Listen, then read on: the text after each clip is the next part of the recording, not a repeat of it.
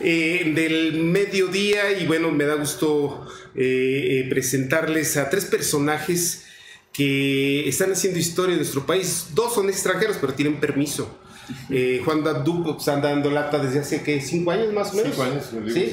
Sí, dándole, dale duro por la familia. Qué lata escuchar a Juan Dabdú en los medios de comunicación, dale y duro con la familia. Pero bueno, lo tuvimos el año pasado cuando estábamos en la plaza. No teníamos para comprar un estudio, nos lo regalaron, nos estamos robando el internet de lado. Sí, mientras no vean Netflix no hay problema, sí, pero ahorita es importante transmitir este programa porque para agarrar a don Juan es difícil, anda por toda la República. Vamos, muy amable, gracias por gracias por estar otra vez en Durango. Mucho la última vez estuvimos en la Plaza de Armas, ahí platicando también, vino a dar algunas pláticas sobre el tema de familia. Exactamente. Cuando traíamos la bronca, los católicos con el Congreso de la recaudación de firmas, 600,000 firmas, y todo ese show. Fue la primera iniciativa ciudadana en la historia de México, ¿verdad? ¿Y qué pasó siempre con eso? Bueno, ahorita tenemos, terminando la gira, los muchachos vamos a meter un amparo porque no ha querido el Congreso, los senadores dictaminar la iniciativa. Ni nos ven ni nos escuchan. No, es la primera iniciativa en la historia del país y con 250,000, 240,000 firmas y no le quieren entrar al Congreso. No ha pasado nada. No, entonces pues, bueno, vamos a recurrir a un juez federal para que obligue al Congreso a hacer la chamba que le corresponde, ¿verdad? Dictaminar cuando menos la iniciativa. Bueno, pues al menos que nos digan, ya los vimos y no nos interesó. Sí, pero que digan algo, ¿verdad? Pues que digan algo, ya que están cobrando puntualmente, bueno, pues que lo desquiten y que vean la iniciativa. Y sabemos que no tienen madre los diputados, pero al menos que nos respondan. Exactamente. Que tengan la educación si no tienen madre. Al menos que nos respondan. Muy bien, en esta ocasión vamos a platicar de dos autores, dos ciudadanos argentinos que nos visitan desde el mes de noviembre. ¿Andan por acá? ¿Octubre, noviembre? No, el año pasado entre octubre y noviembre hicimos una gira de 20 días en 11 ciudades y ahora volvimos por el resto de la ciudad. O sea que les gustó México. Nos encantó. Les encantó. Es un lindo campo de lucha. Sí, venimos, recorremos más o menos una ciudad cada 2 días, dando conferencias, dando ruedas de prensa, dando entrevistas, y había muchas ciudades que el año pasado se habían quedado con las ganas de que nosotros fuéramos. Juan las recopiló, organizó y nos invitó de nuevo para estar en 18 ciudades en 25 días. ¿Y si les paga Juan? Juan es el editor del libro. O sea que algo porque los trae por todos lados. Algunas migajas por ahí. Ustedes tienen que pagar allá impuestos en Argentina, 500,000. ¿Cómo? 50,000 millones de dólares acaba de pedir de prestado Macri. Trate de no darle ideas al Estado.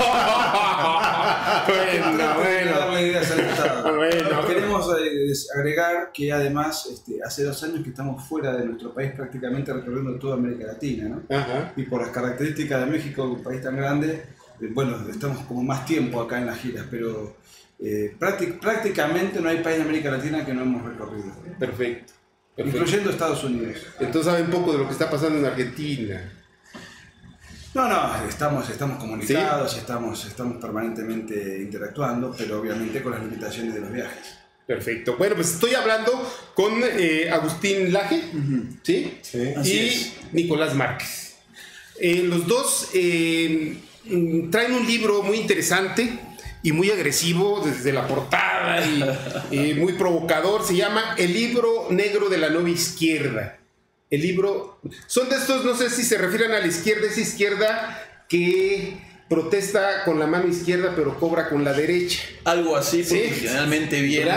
Casi todos esos, nadie viene de las clases obreras, no vienen de los sectores más marginados, son todos nenes de papá y de mamá. Yo aquí conozco en Durango cantidad de simuladores que se dicen hijos adoptivos y bautizados por Carlos Marx, pero adoran a papá Sam, ¿verdad? Sí. Y andan en autos último modelo. Y hacen su guerra de guerrillas a través de iPhone, ¿no? Sí, en su iPhone y Twitter y traen el último modelo de iPhone. La izquierda no es solamente el refugio de los resentidos sociales, sino también de los hipócritas. De los simuladores, aquí les llamamos. Esa doble condición entre el resentimiento y la hipocresía, bajo esas dos metástasis prevalece el ambiente izquierdista, ¿no? A nivel general. Esas dos características. Algunos tienen las dos al mismo tiempo, algunos de sus voceros, sí. Pero son, digamos, más o menos los dos arquetipos del izquierdista promedio de Occidente. Perfecto. Bueno, pues ellos se dieron tiempo para recopilar una serie de información, se pusieron a investigar sobre una tendencia que nace allá a principios de la década, del siglo pasado, a principios del siglo pasado, allá por la década de los 40, 50. Yo diría, claro, digamos, en la segunda mitad del siglo pasado. Del siglo pasado. La segunda mitad del siglo pasado, la izquierda empieza a reconvertirse en su pensamiento. No tan decididamente en su acción, en su pensamiento empieza a reconvertirse, no en México, no en Argentina, no en América Latina, sino en el primer mundo. Estados Unidos, Francia, Alemania, Inglaterra, Holanda, Canadá, etc. ¿Por qué razón? Por lo que hablábamos recién. Las clases marginadas, digamos, las clases menos pudientes, los sectores obreros, campesinos, ya se dieron cuenta que la izquierda es una estafa. Ya se dieron cuenta que hacer la revolución a ellos no les conviene. A ellos lo que les conviene es insertarse en el sistema de mercado para poder generar riqueza y para poder finalmente tener un confort de vida aceptable. Aceptable. Bien. ¿Cuándo empieza el proyecto de empezar a trabajar sobre... no es otra cosa más que cómo demostrar el fraude de la ideología de género?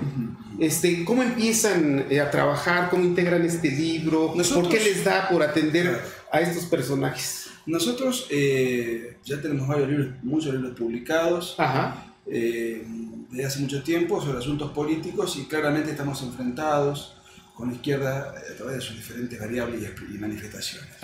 Y advertíamos que era urgente atacar este punto porque la izquierda, la nueva izquierda, como la llamamos nosotros, aquella que aparece después de la caída del muro de Berlín, aquella que aparece después del fracaso de la Unión Soviética, aquella que aparece después de haber masacrado 100 millones de personas durante el siglo XX, se reconvierte. Cambia su estética, cambia sus símbolos, cambia sus clientes, cambia su discurso.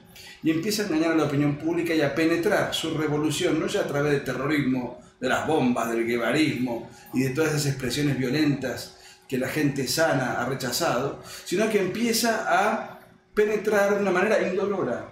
La diversidad. Suavecita.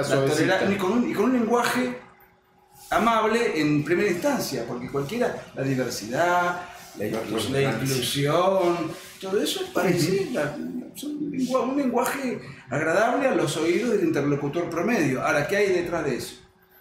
Y es ahí donde empezamos con Agustín a conversar sobre esto y dijimos, falta este libro, no está escrito, nadie nos acerca ideas claras, pongámonos a trabajar en esto. Lo hicimos con... ¿Empezaron en qué año?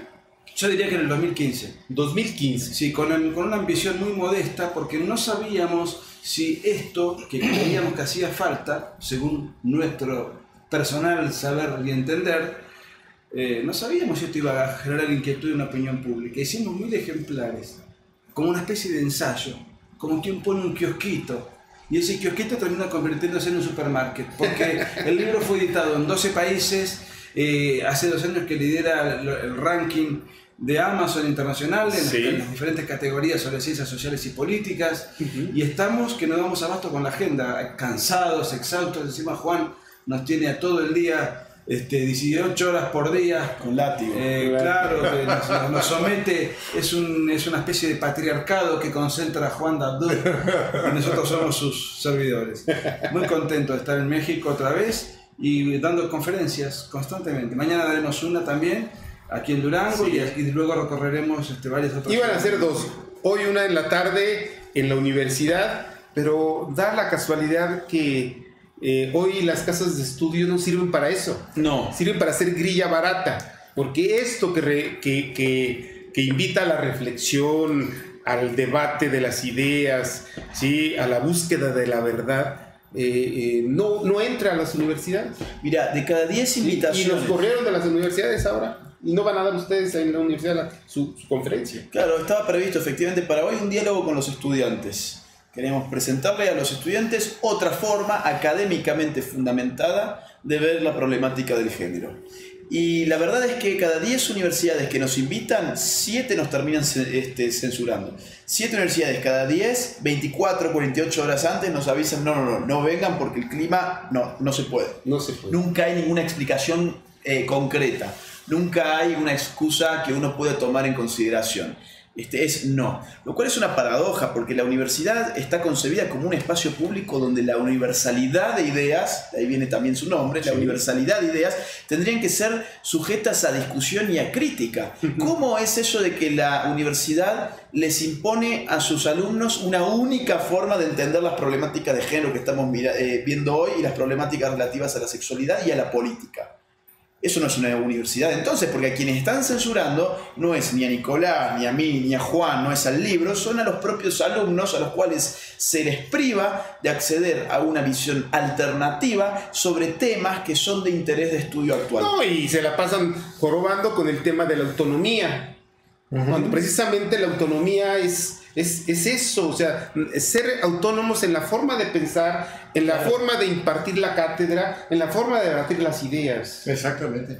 Bueno, fíjate que es preocupante porque aquí en México los han censurado en la Universidad Públicas de la Universidad de Veracruz, en la Universidad de Aguascalientes, aquí en la Universidad del Estado de Durango. Del Estado de Durango. Boca del Río. En Boca del Río, fuera de Veracruz. Y incluso teníamos programada una conferencia multitudinaria en la Universidad Anáhuac de la Ciudad de México, y era para todos los colegios legionarios, etcétera, y de repente, 2 días antes, oye, por causa de fuerza mayor, se cancela, ¿verdad? Ni las públicas ni las privadas. En el fondo le tienen miedo al libro. Exacto. Porque si uno busca, quiero buscar una buena crítica al libro, quiero ver, alguien que esté de la otra vereda, que haya hecho una buena crítica del libro, no van a encontrar. Van a encontrar que, por ejemplo, vos que recién que nos consultabas, y algo les paga Juan Dabdú, bueno, lo que se dice que estamos pagados por la CIA, por ejemplo. Ya no pagados por el Pentágono. Ya lo saben, ¿no? Ojalá tuviésemos el financiamiento de Estados Unidos. No, claro, pero lo que sí tiene los otros, Claro. Y los otros tienen cantidad. a la Planned Parenthood, una internacional abortista de clínicas abortistas de Estados Unidos, financiando lobbies LGBT y feministas en toda América Latina. Pero en fin. Este libro no lo financió George Soros, no lo financió Bill Gates, lo financió con familia. Ajá. No, pero además George Soros pues no financiaría esto, financiaría la otra parte, ¿no? Por eso mismo, pero tampoco lo financió Donald Trump. Lo financió con familia. Bueno, hay que agradecerle que entre tanta estupidez que hace Donald Trump, una de ellas fue buena, cortarle los apoyos. ¿Usted como periodista se considera de derecha? Yo de derecha. ¿Y tiene financiación de la Coca-Cola? ¿Tiene financiación de McDonald's? Ojalá, digo. ¿Cuál es el banco que lo patrocina? Entonces el Fondo Monetario Internacional. Claro, estamos otra vez en la definición original que modestamente, con la brillantez que me caracteriza, di. La izquierda es el refugio de los resentidos, en parte, y de los hipócritas. Sí, de los Porque hipócritas. si hay alguien que maneja las grandes finanzas y la plutocracia, ese es el progresismo internacional. Exactamente. ¿Cómo sabes tanto, No, son años. Son años. Perfecto. El libro está dividido en 2 grandes partes, su estructura. La primera, lo que es el feminismo radical, que atinadamente investigó y propone bien Agustín Laje. Así es. Háblanos un poquito. Bueno, nosotros creemos que en el feminismo están los orígenes de la ideología de género, los orígenes filosóficos. La primera parte del libro trata de fundamentar por qué la ideología de género viene de una nueva izquierda y no es una ideología que anda ahí, digamos, funcionando por sí misma, sino que es el producto de un proyecto político de izquierda. Y por otra parte, empieza a recorrer al feminismo desde el Renacimiento hasta nuestro siglo.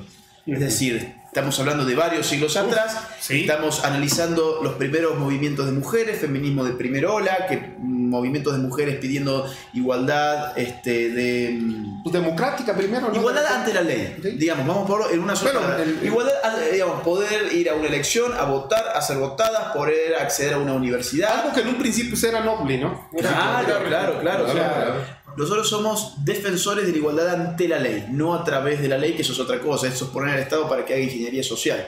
Entonces, ese feminismo no tiene nada que ver con el que vemos hoy, ¿sí? Analizamos al feminismo de tipo marxista y analizamos al feminismo de género. El feminismo de género es el que reina hoy en día entre los feminismos. Y es un feminismo sin mujer. es un feminismo que le dice a la mujer: lo que usted tiene de femenino no vale, porque ha sido impuesto por el hombre, por el sistema patriarcal y machista para subordinarla. Por eso es que hoy vemos tanta feminista lesbiana, por eso es que vemos hoy tanta feminista antifemenina, por eso vemos hoy tanta feminista que lo último que nos recuerda es a una mujer, y ese es el feminismo que nosotros atacamos puntualmente. Decimos, cuidado, acá hay un feminismo que empezó a desintegrar la sustancia natural de la sexualidad humana para decir que en verdad todo se trataba de género. Todos los aspectos sexuales realmente relevantes de la sexualidad humana han quedado encapsulados en una categoría nueva que se llama género. Por eso hoy, por ejemplo, cuando llenamos nuestros formularios, seleccionamos género y no sexo, porque realmente el género ha suplantado el significado del sexo, y el sexo es lo que anclaba la sexualidad humana en su naturaleza, en su biología, en sus cuestiones intrínsecas. Y hoy se supone que uno sexualmente es simplemente o un producto de la cultura o un producto de uno mismo. Yo entonces me autopercibo como Agustina en vez de como Agustín y paso a ser Agustina. Disforia de género ha existido siempre. El problema es que ahora esa disforia de género se acoraza con la coerción estatal, se protege con leyes estatales y se te imponen a vos. Porque si vos en este programa me decís a mí, no, vos no sos Agustín, en verdad sos Agustín y sos hombre, y yo te digo, no, yo soy una mujer porque yo me autopercibo como una mujer, y vos insistís en que mi configuración genética devela hasta en su última célula que yo soy un hombre y no una mujer, vos vas a tener un problema con la justicia. Claro. Nosotros hemos tenido, ya de hecho venimos del estado de Chihuahua, hemos tenido un problema judicial con colectivos de derechos humanos, todos zurdos, todos de izquierdas, que han judicializado el libro porque es un crimen, porque el libro genera crímenes de odio y viola los derechos humanos. El decir la verdad genera odio. Y escuchame una cosa, en Canadá, hoy en día, si vos decís la verdad, si vos a una persona lo tratás de él, y a un hombre lo tratás de él y a una mujer lo tratás de ella, vos en Canadá ya podés ir 6 meses preso. O sea, ya el género está mostrando su verdadera cara, que es la cara de la tiranía de nuestro siglo. Es la dictadura. Es una dictadura invisible que además corre subterráneamente. Lo que nosotros advertimos en México cuando damos notas periodísticas, no es tu caso porque vos estás muy bien informado, pero cuando yo diría el 90%, 95% de las notas que damos, es que los periodistas nos preguntan y no entienden siquiera lo que están preguntando porque no están al tanto del tema. Entonces vienen, es como que a mí me manden a cubrir una conferencia sobre energía atómica. ¿Y qué le voy a preguntar? Bueno, ¿qué me quiere contar usted sobre la energía atómica? Es lo único que se me ocurre preguntar. Pero lo que se derive. Los periodistas están todos consustanciados con la ideología de género. Inconscientemente ya hablan con las categorías del género, pero no lo han hecho de manera consciente. La izquierda del siglo pasado por lo menos era más noble, porque quería ser consciente de su proyecto político. Entonces te decía, queremos hacer esto, vamos a hacer esto, ¿me querés apoyar? Este es el proyecto. Lo que la ideología de género hace es venderse como todo aquello que no es, penetrar en vos de manera inconsciente y vos terminás siendo funcional a unas ideas que ni siquiera has conocido. Sí, yo creo que el elemento esencial de la ideología de género es deconstruir, ¿sí? El modelo de familia. ¿Sí? Y reconstruirlo de otra manera, en donde las personas son asexuales totalmente, y yo hoy me puedo levantar con ganas de ponerme tacones y falda y salgo a trabajar así, regreso a la hora de comida y me pongo otra vez pantalones y cinto. O sea, nosotros mira, no tendremos ningún problema de que vos quieras hacer eso. El problema es que si tu patrón te dice, no vengas así vestido porque perjudica a la clientela que yo tengo porque no quiere venir, porque tenés un tipo ahí que parece un payaso, vos ya lo podés denunciar al Estado. Entonces, el problema no es que vos te quieras poner un tacón, el problema es que vos ahora tenés al Estado para imponerle tu forma de vida a tu patrón, a tus conciudadanos, a personas que no opinan como vos. Entonces esto no es una alternativa, no es una elección, no es yo quiero escoger hacer esto y nosotros somos malditos porque no les permitimos el derecho a la elección. Es que ese derecho a la elección está viciado por completo porque implica usar la fuerza sobre las mayorías sociales para obligarlas a ser partícipes de esa elección. Y además... Nicolás Márquez quiere decir algo. No, digo que nosotros, como bien dijo Agustín, no tenemos ningún problema con la persona que quiere jugar al carnaval. El problema es que eso se impone. ¿En qué manera? No es que a mí me van a obligar a disfrazarme también, pero me obligan a aplaudirlo, a elogiarlo, y yo tengo toda la libertad de sentir, de percibir y de decir que eso es una anormalidad, como lo es confirmadamente la disforia de género, que es el travestismo, que es aquella persona que vive en desacuerdo con su naturaleza. Claro, es un desorden mental. Ahora, decir eso es crimen de odio. Bueno, pero a mediados de, ¿no? En la década de los 70, la asociación psiquiátrica... Hay dos cuestiones que son interesantes de desarmar. Por un lado, la homosexualidad era considerada una enfermedad y como tal, al homosexual no hay que discriminarlo ni marginarlo, sino ayudarlo. Pero se impuso la categoría por votación democrática de que la homosexualidad no es una enfermedad, sino que es una tendencia, una orientación sexual. Sin embargo, todavía no se ha llegado tanto como para decir lo mismo del travestismo, de la gente que va y acude a cortarse los genitales. Ya hay lobbies igual. Ya, por supuesto, hay lobbies para descatalogar el travestismo como una enfermedad. Despatologizarle. Para despatologizar y también para despatologizar otra perversión colateral que es la pedofilia, que ahora se intenta llamar sexo intergeneracional o sexo democrático porque no hay limitaciones a nivel etarias. También hay lobbies al respecto. De manera tal que en el caso de los que son mayores de edad, nosotros respetamos el derecho a la intimidad, respetamos el derecho al disfraz, pero también pretendemos que se nos respete el derecho a opinar, a escribir, a expresarnos en función de nuestras opiniones. Decirlo claramente, el derecho a criticar, ¿por qué es eso? ¿Por qué no podemos criticar? Porque la izquierda utiliza una nueva forma de censura que es el crimen de odio. Si yo no me someto al catecismo que ellos pretenden imponer, si yo cuestiono, disiento, lo mío es crimen de odio. Ah, claro. Pero además nosotros no nos quejamos. A mí me llueven críticas que soy un retrógrado, un retrasado mental, un homófobo, no sé. Bueno, y entonces eso no son agresiones. Sí. Eso no es discriminación. Los cultores de la diversidad no toleran ningún pensamiento diverso al de ellos, con un agravante. Ellos patologizan al que piensa distinto.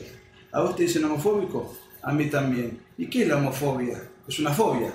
¿Y qué es la fobia? Un desorden mental. Que no existe en ningún manual de psiquiatría. La homofobia es un invento político, es un invento idiomático de carácter, qué sé yo, de peyorativo. Ahora, descalificativo. Sí, pero ni siquiera eso. Va más allá. Te tratan de enfermo, de padecer un desorden mental como lo son las fobias, por no aplaudir el lobby o la agenda que ellos pretenden imponer. ¿Y quiénes son los que patologizan al disidente? El abanderado de la diversidad y de la inclusión y de la tolerancia. Vuelvo a la definición inicial. La izquierda es el refugio de los resentidos y de los hipócritas. La segunda parte, ¿de qué trata la segunda parte de este libro? De esto que estamos hablando, del lobby LGBT. Ajá. Del lobby LGBT. Platícanos un poco de... Bueno, fundamentalmente esa segunda parte del libro comienza con una historia de cómo piensan estos lobbies, quiénes son sus pensadores, quiénes son sus ideólogos, cómo se van organizando, cómo se van articulando, cómo van elaborando estrategias.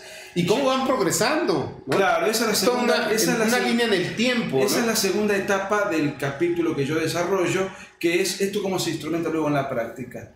Y tiene muchas aristas. Una de ellas es ir por la unión civil.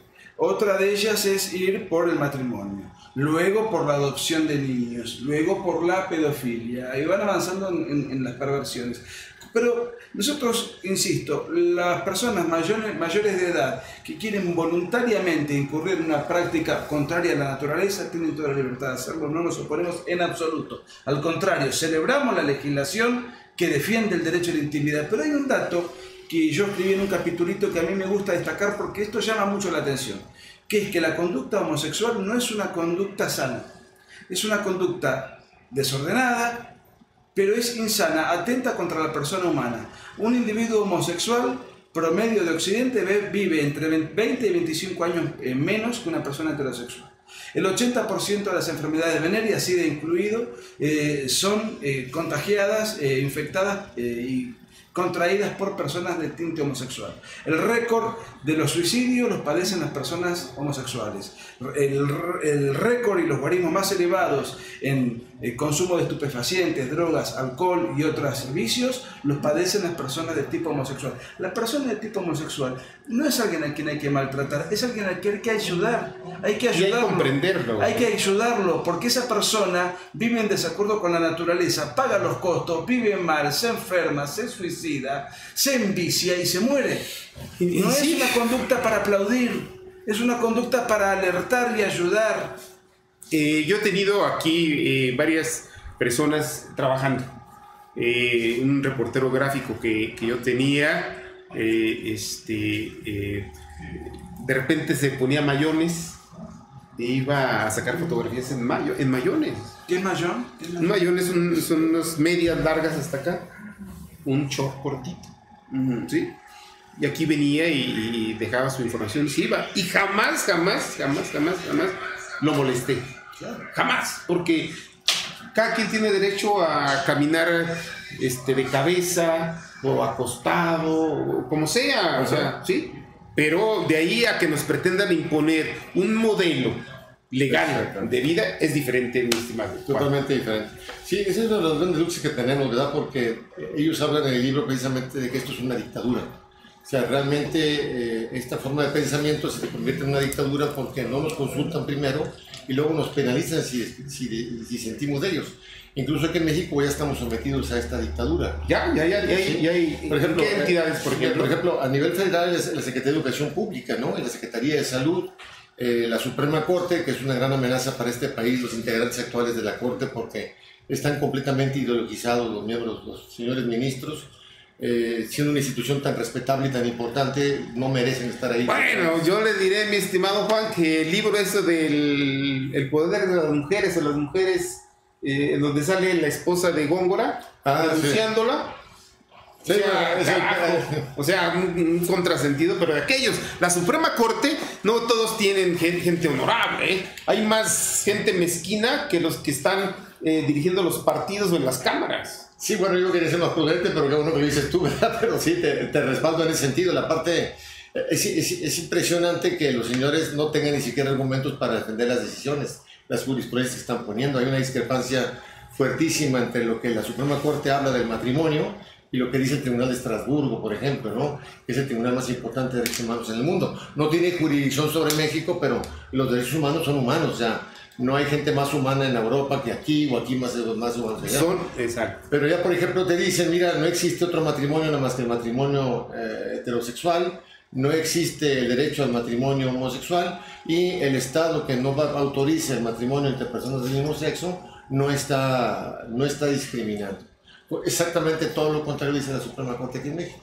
Incluso dice que el matrimonio no es para la procreación de la prole, ¿verdad? Entonces dice, bueno, ¿entonces para qué? ¿Para regular nuestras relaciones sexuales? Pues no necesitamos tener ningún contrato, caray, ¿verdad? Cada quien se mueva a su vida como le da la gana. Sí. Entonces realmente tenemos ahí esta dictadura, ya la metieron en los libros de texto gratuito, en una jurisprudencia de una sentencia que dio la Corte sobre un amparo, dice que el Estado tiene derecho, no sé dónde lo sacó este ministro, ¿verdad?, a otorgarles a los niños, a los adolescentes que son desde los 10 años, a otorgarles anticonceptivos, abortivos, etcétera, etcétera, ¿no? Y es que esta es una escalada. Y yo leía en 2013 un reportaje pequeño de Holanda, donde se estaba registrando el partido de la pedofilia, por ejemplo. Exactamente, ¿no? sí. O sea, yo decía, ¿cómo? Y su ideario en sus 10 puntos era, entre otros, que el niño tenga derecho a tener relaciones sexuales con un adulto con una experiencia de parte de su madurez. Y este lobby no es solo de Holanda. Por ejemplo, la NAMBLA es la organización donde nace, o no sé si nace, pero probablemente se llama la más emblemática, es la organización norteamericana que, claro, se presenta con una apariencia democrática. O sea, ¿qué es lo que busca? Hace lobby para tratar de bajar la imputabilidad digamos, que el consentimiento del menor a una relación sexual con un adulto sea lo más baja posible. De esa manera, un adulto puede fácilmente manipular a un niño para tener relaciones sexuales sin que el adulto pague ningún costo penal o legal. Y esto, la NAMBLA, el miembro fundador fue Harry Hyde. ¿Quién es Harry Hyde? El padre fundador del movimiento homosexual norteamericano, que fundó la Sociedad Matachín y fundó las Hadas Radicales. O sea, ¿por qué señalamos esto y por qué hablo de la persona del fundador? Porque están mezclados, marchan juntos con los mismos paradigmas y una cosa trae aparejada a la otra. El mismo paradigma de género es el que abre las puertas a la legitimación de cualquier tipo de conducta sexual. Vos has mencionado la pedofilia, yo podría agregarte la zoofilia en Canadá, está legalizada. Podría mencionarte que las juventudes del Partido Liberal Sueco están pidiendo en este momento la legalización de la necrofilia, relaciones sexuales con cadáveres, y del incesto, relaciones sexuales entre familiares próximos. Y el paradigma es exactamente el mismo que el que se está utilizando en México, en Argentina y en todo Occidente respecto del género. ¿Cuál es ese paradigma? Lo que yo te dije recientemente, te dije, lo que la ideología de género te propone es una sexualidad sin sexo. Es una sexualidad donde el género te explica la vida sexual de forma íntegra. Y el género no es naturaleza, el género es cultura. Y si el género te explica tu sexualidad, significa que tu sexualidad no tiene ninguna explicación. Significa que no tiene ninguna traba. Significa que es arbitraria, entonces vos podés vivir tu vida sexual como se te cante. Querés tener una relación con un niño y te dijeron que eso estaba mal. Bueno, te dijeron que estaba mal porque te estaban oprimiendo sexualmente, entonces vos querés liberarte. Da exactamente igual, es el mismo discurso para todos estos lobbies. Déjame poner un ejemplo gastronómico que se me acaba de despertar. Agustín dice, la sexualidad es aquello que es propio, luego hay derivados culturales que eso constituyen lo que hoy llamamos género. Ahora, el tema es que se está invirtiendo todo esto y solamente se circunscribe todo el género y la sexualidad es desarraigada, desatendida, anulada. Lo mismo ocurre con las cuestiones alimenticias. En cada país, y acá en México, la gastronomía tiene su particularidad cultural. El picante, el chile. Claro. Bueno, en otros países se comerá con arreglo a otras dietas, pero todos comemos alimentos. Ahora, si una persona come estiércol, y existe ese desorden alimenticio, que es la coprofagia, bueno, eso ya, si circunscribimos la gastronomía solamente a la cuestión cultural, tenemos que aceptar como sano, bueno y fecundo comer arena, comer piedra, comer tierra, comer estiércol o comer el propio vómito. Todos desórdenes alimenticios que existen. Existen esos desórdenes. Pero lo que no puede hacer el Estado es alentar eso y dárselo a los niños como alternativa. Les tienes que enseñar que hay diferentes platos dentro de aquello que es alimento, que es objetivamente alimento. Es una verdadera estupidez. La sexualidad ocurre lo mismo. Es cierto que existen componentes culturales, pero la sexualidad tiene una determinación, una propensión que es inherente a nuestra naturaleza, de la misma manera en la cual comemos para mantenernos vivos y no morirnos por inanición, tenemos una actividad sexual para mantener la especie humana. Bueno, existen condicionamientos culturales, por supuesto, formas de vestir, formas de hablar, cortejos, hay cuestiones culturales. Es importante el que leamos este documento, este libro, porque lo que yo me he dado cuenta, don Juan, que cuando uno entra a un debate con todos esos profetas del sexo, cuando uno les habla de ideología de género se descontrolan, porque como los de la otra religión nada más se saben ciertos versículos de la Biblia, y entonces uno les empieza a hablar de ideología de género y se ponen nerviosos porque nada más sabe de que es un derecho y me lo estás violentando, y el empoderamiento de la mujer, y o sea, ideas sueltas, ideas fuerza, ideas cliché que siempre utilizan. Pero cuando uno quiere hablarles de ideología de género y mostrarles en el tiempo que estamos avanzando poco a poco, ¿sí?, hacia una dictadura de género, exactamente, no le entran. Y yo creo que este es fundamental. Es indispensable, porque el gran problema que tenemos ahorita es que los padres de familia no nos hemos involucrado en la problemática del entorno. Hemos estado muy preocupados, en todo caso, en la parte interna de la casa, educando a los hijos, pero también tenemos que cambiarles el terreno donde van a convivir, ¿no? Entonces, no podemos permitir que sigan avanzando este tipo de situaciones como a través de las leyes, a través de la televisión, las películas. Por ejemplo, ahorita en las novelas, resulta que en las novelas están haciendo apología de los narcos, ¿verdad? Y los chiquitines quieren ser narcos, cara, ¿verdad? Porque son poderosos, importantes, tienen dinero, grandes carros, guardias, armas. Mujeres, sí. Pues oye, eso está muy bueno, ¿verdad? Pero no te pasan las consecuencias reales y hacia dónde va a llevar todo eso. eso. Exactamente.